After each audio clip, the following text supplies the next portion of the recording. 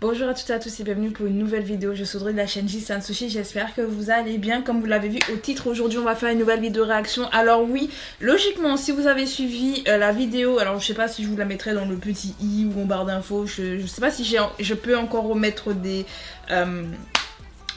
liens en barre d'infos parce qu'à un moment donné je pouvais plus parce que YouTube m'a un peu puni. Parce que dès que vous disparaissez de YouTube, YouTube est pas content. YouTube vous fait comprendre qu'il est pas content. Bref, mais initialement j'avais dit que j'allais ralentir sur les vidéos réactions. L'année dernière je vous avais déjà dit ça une première fois, mais pour cette année c'est pareil. Et j'ai dit qu'il y aurait des exceptions. Initialement mes exceptions ce serait Aespa, Wavy, enfin Wavy aka NCT, ou certains groupes ou certains comebacks qui me hype. Si vraiment le comeback qui me hype de fou, genre Hive, maybe Hive, je ferai une réaction. Maybe, parce que j'aime beaucoup Hive, c'est un de mes groupes favoris des dernières générations là. Donc, of course, maybe il y aura une vidéo réaction à Hive. Mais les vidéos réactions ont quand même énormément ralenti. Je fais plus à tout le monde, malheureusement. Mais pour les personnes que ça intéresse, maintenant sur que ce soit Instagram ou TikTok, je vous mets les reviews des albums que j'écoute. Alors, c'est pas... J'essaie de faire une chaque semaine, mais je vais pas vous mentir, il y aura peut-être une semaine de décalage ou une semaine sur deux. Mais je vous mettrai mon avis sur les albums qui sortent et peu importe les artistes en fait. C'est pas forcément des artistes que je suis de fou. Ça peut être même des artistes que je suis vraiment de très loin. Genre là, logiquement, il y a un là, on est le 20 janvier. Donc là je vais vous poster la toute première review du coup de l'année. Et il devrait y avoir du coup A-Pink, Choo et CN Blue. À savoir que CN Blue j'écoute pas des masses de base. Je connais leurs sons vite fait, enfin des anciens sons à l'ancienne. Mais récents je pourrais pas vous dire, à part leur dernier album du coup maintenant, je pourrais pas vous dire ce qu'ils ont fait. Vous voyez ce que je veux dire, alors que A-Pink et Choo je les suis. Donc c'est pour dire, c'est pas forcément des artistes que je suis de fou. Mais voilà, par curiosité je vais aller écouter, je vais essayer d'écouter au maximum, le maximum d'artistes possible. Et de temps en temps je vous ferai du coup des reviews sur Instagram et ou TikTok, ça dépend de la longueur en fait. Donc du coup allez me suivre là-bas si vous voulez savoir et découvrir de nouveaux artistes, découvrir les albums qui sortent, etc. Écoutez, on se retrouve là-bas. Bref, l'intro est un petit peu longue vu qu'on est là pour parler de EXO. Alors je pense que vous avez peut-être suivi pour les EXO-L, vous êtes déjà au courant. Voilà, déjà initialement les EXO, vous êtes au courant. Mais pour les gens qui suivent vraiment de très loin, EXO, c'est très compliqué avec la SM Entertainment dernièrement, vu que EXO vient de l'agence SM Entertainment. Ils ont débuté du coup durant la 3e génération, donc ça fait un petit bail qu'ils ont débuté. Ils ont une carrière de fou malade, ils ont eu plein de hits à leur actif, pas besoin de vous les citer tous parce que franchement c'est banger sous banger sous banger. Il y a eu pas mal de départs parce que bon, la SM... Est-ce que j'ai besoin de dire plus? La SM... Bref, mais du coup, à cause de ça, on a perdu quelques membres. Et là, dernièrement, il y a des membres qui sont partis et qui sont en plein procès avec l'ASM. Voilà, ils ont des petits soucis. Mais bref. Et du coup, on a même Lay. Alors, pour les personnes aussi qui connaissent vraiment de loin EXO, initialement, EXO, il y avait des membres chinois et des membres coréens. La quasi-totalité des membres chinois se sont barrés. D'ailleurs, ce sont eux les premiers à s'être barrés de la SM. Voilà, avant que ce soit les membres coréens, c'était d'avoir les membres chinois. Vous savez déjà comment la SM se conduit avec les artistes chinois et japonais. On se sait, vous savez. Nous savons. Voilà, donc du coup, ils se sont barrés parmi les premiers, mais Lay, c'est le... Lay. Mais Lay, en fait, c'est vraiment le dernier survivant. Mais en fait, il est là, mais en même temps, il n'est pas là. C'est-à-dire qu'à un moment donné, on nous a dit, bah, il est là. On l'a pas trop vu, on l'a revu à un moment donné, il a fait un comeback avec le groupe mais il était en CGI dans le background. Mais on était contents, on a pris les miettes. Moi j'ai pris les miettes parce que Lay c'était mon fave dans EXO initialement, donc j'ai pris la miette qu'il fallait. Mais du coup Lay il est revenu là pour le comeback, donc il sera là. Mais il manque des membres coréens vu qu'ils sont bien en plein procès. Voilà, donc ils sont pas au complet.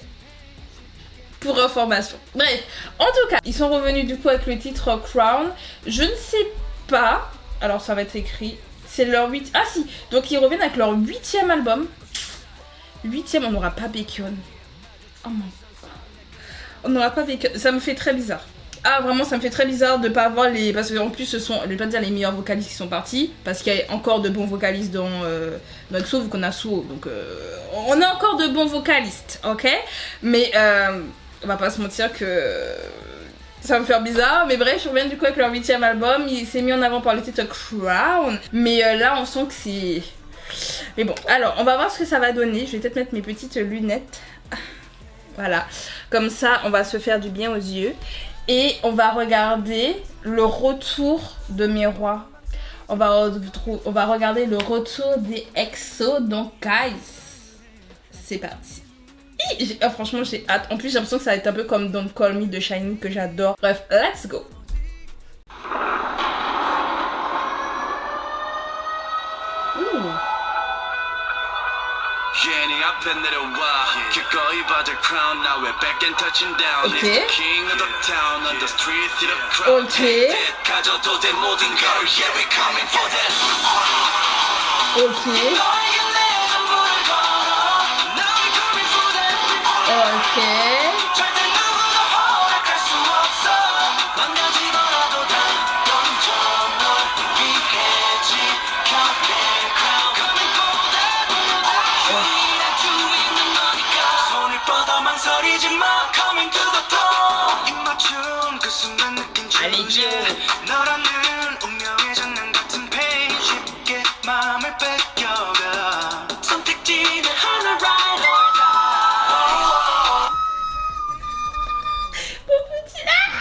Pardon. Mais juste le voir, je vous assure, ça ravit mon cœur, genre.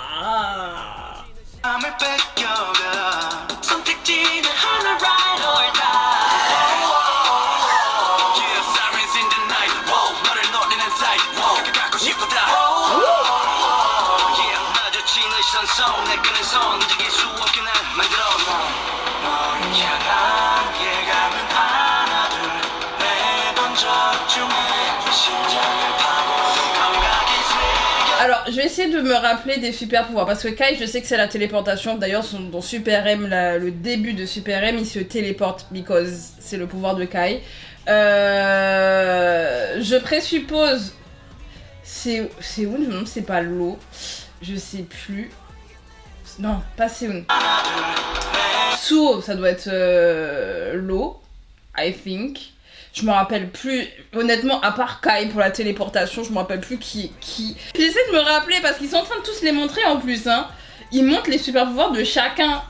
Mais étant donné que je suis un peu nulle avec les prénoms, écoutez, ma foi, si c'est pas Lei, Baekhyun et Kai, à un moment donné, et Seoun. Ah bon, mais attendez, Seoun.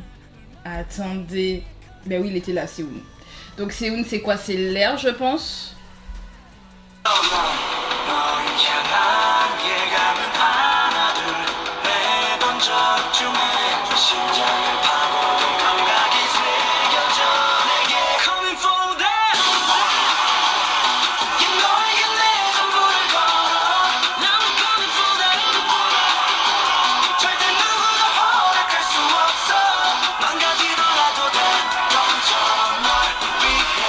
Je sais pas, ça me fait... J'ai l'impression qu'il manque des gens. C'est pas qu'une impression, il manque des gens.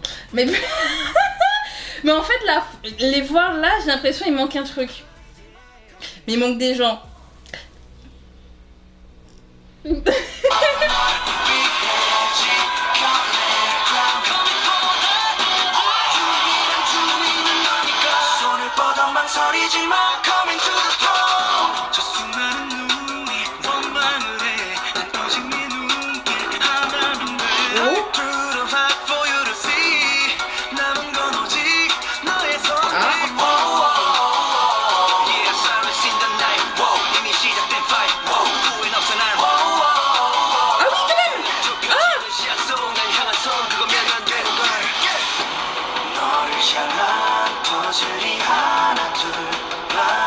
Ah bah lui aussi. Ah,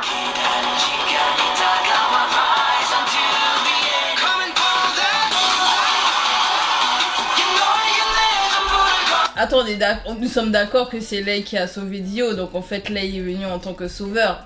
Voilà, on est d'accord. Il est venu en tant que sauveur du groupe.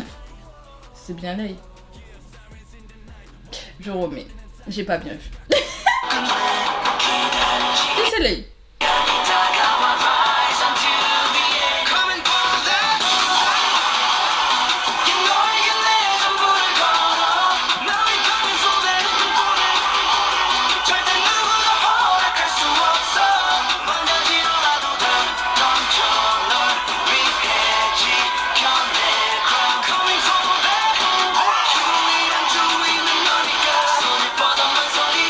Coming to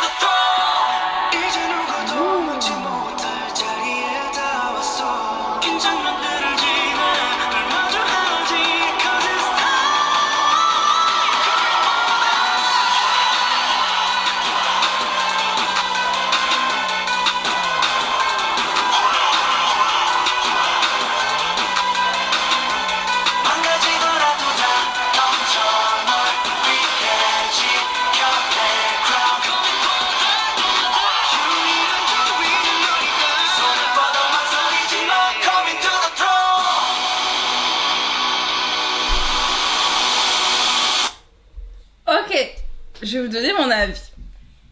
Je me suis dit, je vais pas le dire pendant que je regarde, parce que pas sympa, sinon, vous voyez ce que je veux dire.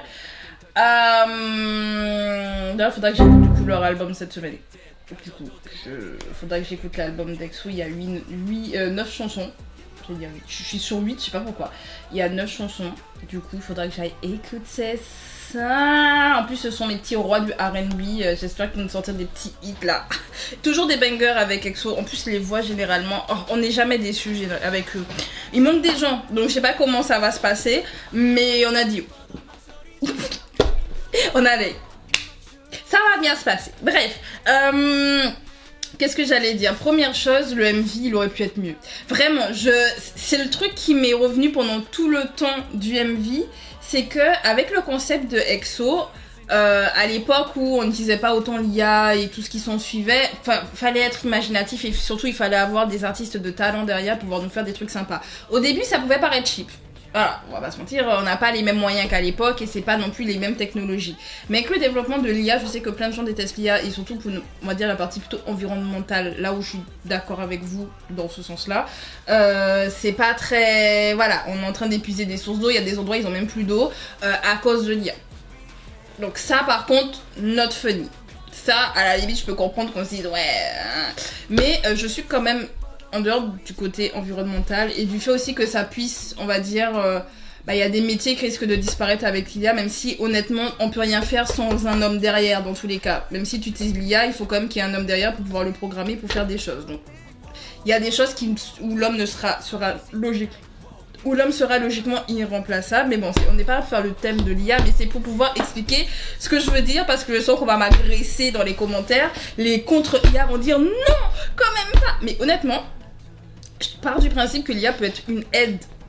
Vous avez bien entendu. Ça peut être une aide, surtout dans ce genre de concept avec des super pouvoirs et tout. On peut faire des trucs de ouf.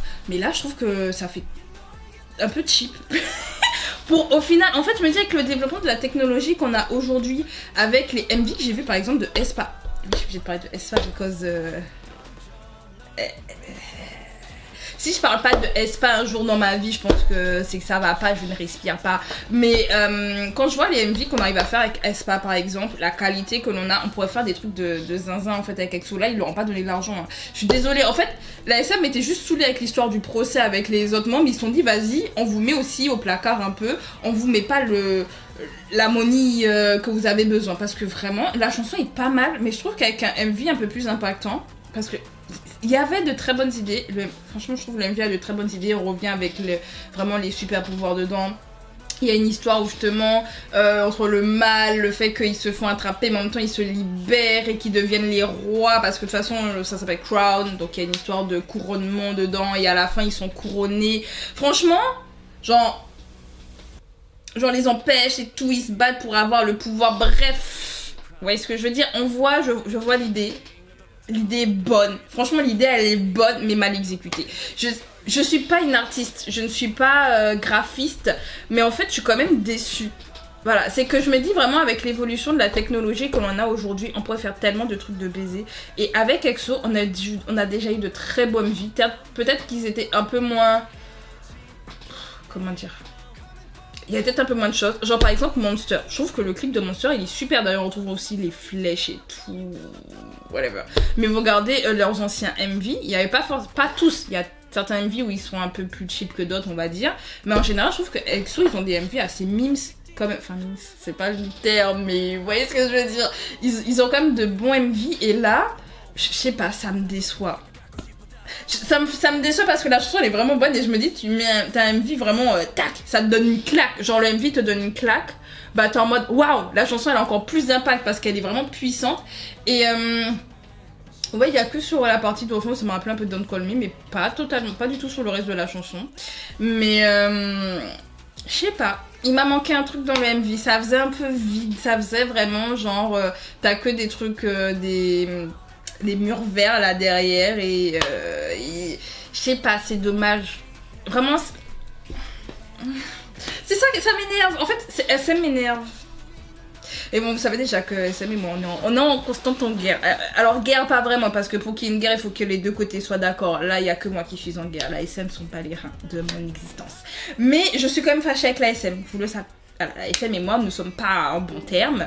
Et du coup, là ça m'énerve. Je me dis, ils sont en train de gâcher EXO et ça me fait de la peine parce que franchement, c'est un de leurs. Enfin, je vais pas dire leur meilleur groupe, mais dans le sens qu'ils ont pas d'autres bons groupes. Ils ont d'excellents groupes à la SM, mais bon, EXO avec Red Velvet actuel et TVXQ. Ils sont encore TVXQ. Ils ont encore Super Junior. Mais au niveau impact, je me dis EXO. C'est EXO quoi. Vous voyez, c'est EXO. À l'ancienne, quand il y avait la guerre de la 3ème gen, c'était entre BTS, EXO et GOT7. Qui s'en rappelle? Moi je m'en rappelle, j'étais revenue dans la K-pop à cette époque-là, vu que j'avais fait une petite pause. J'étais revenue pendant cette guerre-là et EXO était pointé du doigt pour être les meilleurs. Genre tout le monde est en mode c'est eux qui vont dominer la scène musicale K-pop. Il y avait cette... Je me rappelle, hein, les gens étaient en mode vous êtes BTS, vous êtes Team EXO, vous êtes Team GOT7. Et encore GOT7... Non, GOT7 ils étaient là quand même. Mais EXO et BTS c'était vraiment genre coude à coude de qui va gagner. Qui se rappelle? Donc pour vous dire l'impact EXO, et je vois ça quoi, je vois ce MV, franchement ça me donne envie de pleurer. Mais de pleurer de rage parce que ça aurait pu être mieux. Voilà.